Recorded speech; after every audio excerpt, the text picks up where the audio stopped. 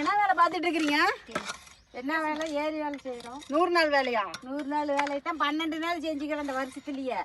100 நாள் வேலையை 150 நாளா மாத்தி தரேன்னு தானே உங்ககிட்ட ஓட்டு வாங்கினாங்க. ஆமா, இப்போ மாத்தி தந்துட்டாங்களா? மாத்திட்டாங்க. என்னத்த மாத்தினாங்க? சோத்துக்கு இல்லாத மாத்துறாங்க. இப்ப ரேஷன் கடையிலயும் ஒண்ணும் இல்ல. ஏரி சம்பளமும் இப்ப 6 மாசம் ஆகுது வேலை செஞ்சு அது வரல.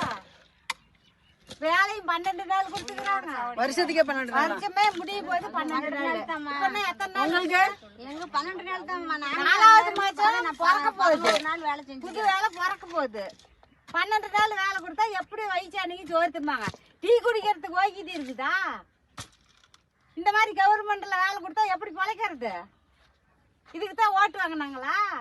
இப்ப ரேஷன் கடையிலயும் பொருள் வரமாட்டேங்குது. இல்லைன்னுமேட்டுங்கிறாங்க. இப்ப பாமாயில் இல்லங்கிறாங்க. பின்ன சீமனை ரத்து பண்ணாங்க. அப்புறம் இப்ப பாமாயில் இல்லங்கிறாங்க.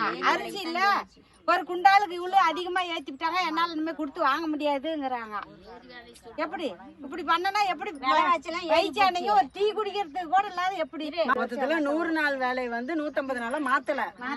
அப்படி சொல்லிதான் ஓட்டு வாங்கினாங்க. 100 நாளைக்கு 150 நாளைக்கு வந்து 12 நாள் செஞ்சுக்கிறேன்பா. எங்க அட்டையை கூட கலெக்டர் ஆபீஸுக்கே கொண்டு போடலான்னு இருக்கிறோம்.